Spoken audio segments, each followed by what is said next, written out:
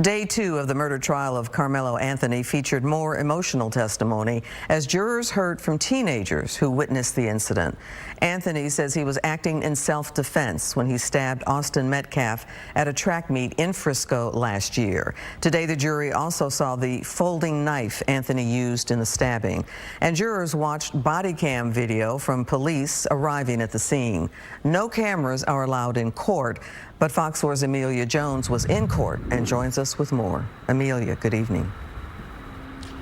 Clarice, good evening to you. The prosecution called multiple students to testify during the afternoon portion of court. Those students were there at the track meet, either underneath Memorial High School's tent or nearby. Many of them are minors, and you could tell it was really difficult for them to talk about what happened. Many of those students also spoke with detectives during the initial investigation. The defense brought out transcripts from those police interviews multiple times during cross-examination.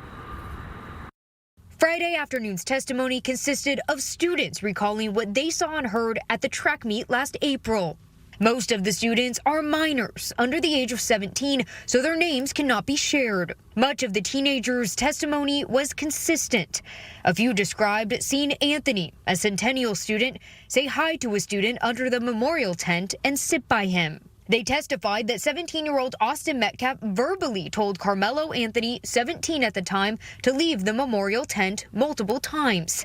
They also testified that Anthony did not move and kept his hand inside his backpack. Multiple witnesses told the court they heard Anthony say, "Touch me and see what happens." The description of the physical altercation between Metcalf and Anthony differed between witnesses. Some witnesses demonstrated to the jury they saw Metcalf use one hand. Others testified they saw Metcalf use both hands when he touched Anthony. Some used lighter terms such as nudge and touch. Others used grab and shove to describe the force behind the physical confrontation. It's not unreasonable that these teenagers would have differing views. They were probably all in fight or flight and having trouble, processing what happened at that time. Allison Richardson is a principal trial consultant, not involved in the case. She says the jurors are going to consider what a reasonable person would do in the situation. But the testimony from the students is something the prosecution could bring up again in closing arguments. There's no doubt in my mind the prosecution will address this testimony because it's vital in considering whether or not he acted in self-defense or not. In cross-examination of the witnesses, Anthony's defense team asked the teenagers to indicate their location on a diagram of the bleachers at Kirkendall Stadium, then indicate where Metcalf and Anthony were. The defense honed in on the physical comparison between Metcalf and Anthony. One witness testified Metcalf had, quote, 50 to 60 pounds on Anthony. But we don't know the other side of the story yet. And what these jurors have agreed to do is to listen to both sides of the story. And so we may see some surprises in that testimony next when the defense opens, and we may not. Friday morning, the jury watched multiple police body camera videos.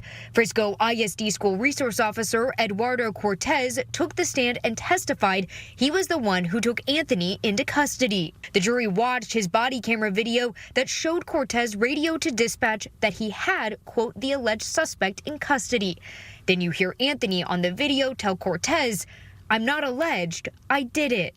Anthony appeared to get emotional in the body camera video and goes on to say, "He put his hands on me. I told him not to." The jury was also shown pictures of the knife used in the stabbing.